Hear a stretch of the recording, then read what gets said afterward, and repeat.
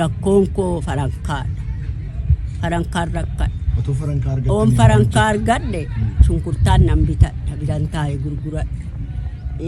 Boqqolloos biteen taa'ee gurguradha. Wanti hin gurguranne jiraamaa? hin jiru. Isa deemanii kana jedhan kan hin dadhabedha. Yeelloftu. Yeella'uusa taraamu harka duwwaa afaan gala. Maqaan koo Suufii haadha Sufiyaan. Rakkoon koolaa biddeenu mandhab waanani nyaadhu mana dhab. Lafa keessa. Abbaa warasa irra jira asii miti. Saqqaa. Namni immoo kan irraa namaan jedha ani hidoo qaba.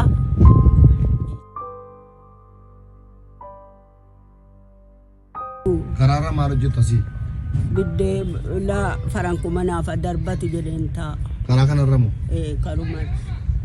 Maqaan keessan eenyuuni? Maqaan koodha Sufiyaan. Suufiidhaadha Sufiyaan. Suufii? Maaliif karaa kanarra teessume?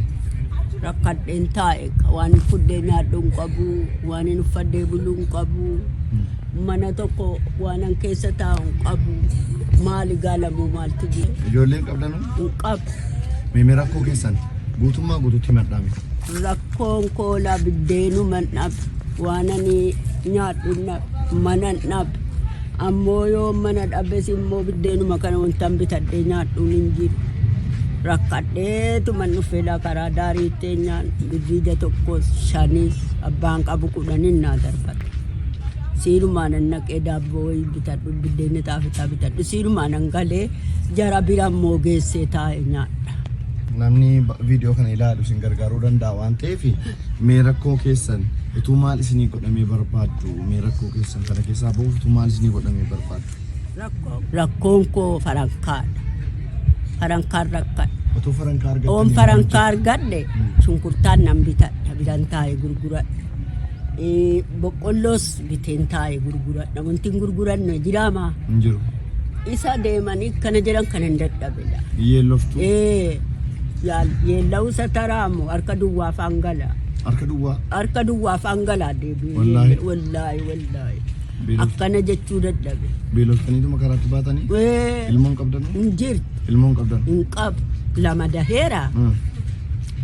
Tokko gizee harka guma guutee kitaaba qaraa jiru na duraa du'e. Ishi tokko? Tokko immoo heerumuu kaatee bildaaf taane heerumti kan jedhamtu biinis izaaraa jennaan na duraa duute.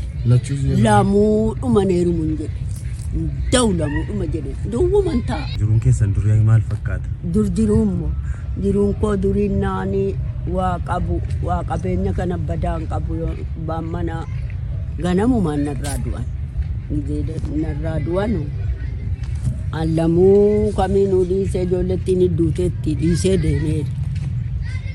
Ijeena na deemu lafa waraabsee fudhatee. Eenyutu warasee lafa keessa? Abbaa warasee irra jira asii miti.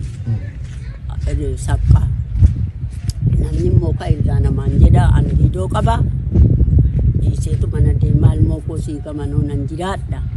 Maal abbaasaa jira raqee aluma ni gaalana rakkadhe alanaa barreen gaddaa rakkadhe harka duwwaafe kanuman rakkadhe malee an karaa biraa rakkina. Nyaataan jira gaama amma rabbinaa kennee xaafitaa je tokko soon bitadhe buna soon naabbadhe namumaa wajjin nyaadhe buna. Siifachii deemu. Amma gaa namni danuu isin viidiyoo kana hin ilaalu inshallah mee ijoollee viidiyoo kana ilaalaniini akka isaan sin gargaaran waan ta'e jedhaniimi. Rakkadheen biyyaa bahee saqqaa bahee dhufee katamaa keessa deemee kadhee bulaa jira yaa ilmoo koo rabbii jedhaa na gargaaraa ijoollee koo agabuun taa'a jireenyaan qabu rabbumaa jedhaa na gargaara. Gargaarsuma na gargaara.